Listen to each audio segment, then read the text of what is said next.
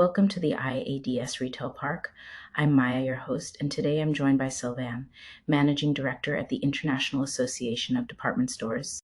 If you're a regular, welcome back.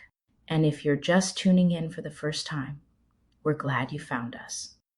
As always, we'd like to note that this podcast uses AI cloned voices created with human oversight for quality and accuracy. Today's episode is based on research and an exclusive visit conducted in 2022. While the core insights and trends remain highly relevant, some details may have evolved since then.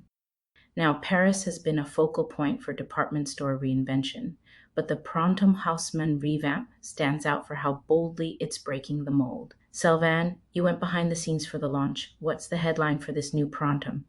Maya, Printemps is writing its next chapter with a full identity revival. The message is clear.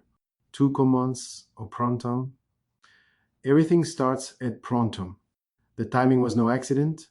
They reopened on the first day of spring. And right from the entrance, you sense it's not just about a new logo or color palette, but a much deeper attempt to reconnect with locals and re-enchant both Parisians and international visitors. Let's talk atmosphere. Does this new branding genuinely change the customer's first impression? Without a doubt. The stylized P logo is everywhere, evoking both a heart and a spring, while green, white, and gold give a feeling of freshness and optimism. In-store signage, decor, and even limited edition products pop with these colors.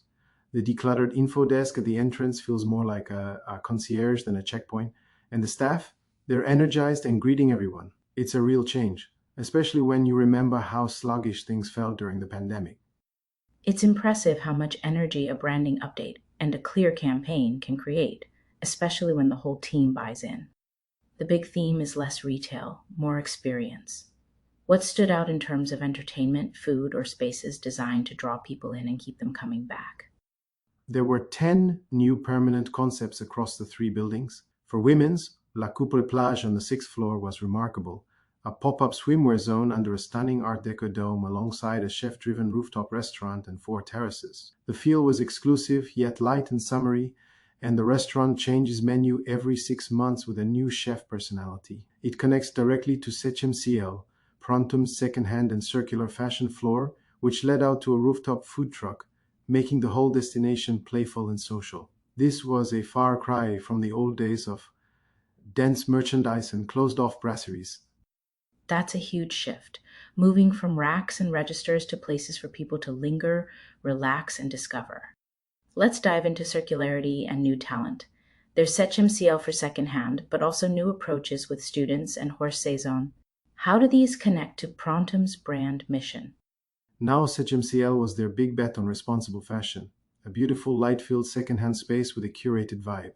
Horse Saison, which means out of season or off season, is located on the 3rd floor, is also clever. Instead of clearance, it's about giving past season stock new life, with premium brands discounted up to 60%, but in a space that emphasizes social and environmental responsibility, not bargain hunting. And then there's Ready Up, on the 4th floor, partnering with fashion schools to showcase student work in 3-month pop-ups. The ambition is to invite new creative voices into the department store, although on my visit it felt a bit insular. The students seemed more focused on each other than the customers. It's quite interesting. On one side, you've got real innovation, and on the other, you've got some early lessons on how to make sure these spaces stay open and still make money. What's happening in the men's, kids, and home stores? Has Printemps managed to bring this spirit of renewal to every corner? For sure. The men's building is now anchored by Le Café Vert on the ground floor, a coffee shop surrounded by living plants, open from 8 a.m., and run by a beloved Parisian roaster. It morphs into an aperitivo bar in the evening, making it a neighborhood destination beyond just retail. The lower floor hosts a new shop-in-shop with Au Vieux Campir, a legendary outdoor and climbing retailer, featuring a 6-meter climbing wall and testing zones for serious adventurers. In the home and kids store, you'll find L'Appartement by Made in Design, an immersive shoppable flat curated by top designers. The lower ground floor houses beauty food, a holistic beauty and wellness area, and even a spa with gender-neutral treatments. New partnerships bring in crowd-funded brands and beauty startups, and everything is organized for clear, easy navigation. That's a real commitment to destination retail. Every floor feels like its own unique world. Printemps hasn't ignored the digital side either. What are they doing to bridge physical and virtual retail? That's a crucial evolution.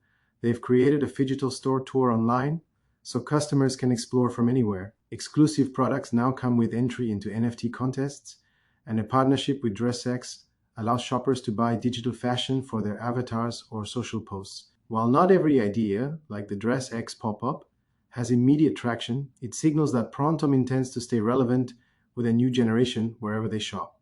And it's not just about the metaverse hype. They're seeing concrete results, with e commerce growing over 30% since 2019. Execution during a relaunch is one thing, but can Prontom sustain this energy and momentum as things settle? That's a key point, Maya. Traffic popped 20% the week of reopening, and staff morale feels high. But Prontom is also betting on continuous events like conferences, DJ sets, workshops to drive routine visits, not just big launches. The brand's promise is permanent animation, and if they can keep evolving and stay close to the community, this Parisian playbook could become the model for global department store survival. Sylvan, this has been enlightening. Your perspective brings to life not just the what of Prontom's transformation, but the why and what's next. Thank you so much for sharing your observations. Thank you, Maya. There's a lot more to explore, but it's energizing to see such a historic store betting on reinvention, community, and creativity. And finally, I want to thank our listeners for joining us on this journey through the IADS Retail Park. For more exclusive research and global retail insights, follow us on LinkedIn, visit our website and Substack for resources. And don't forget to take our poll: which new Prontom feature would most inspire you to visit? That's a wrap for today's episode. Until next time, keep exploring, keep innovating, and stay ahead of the retail curve.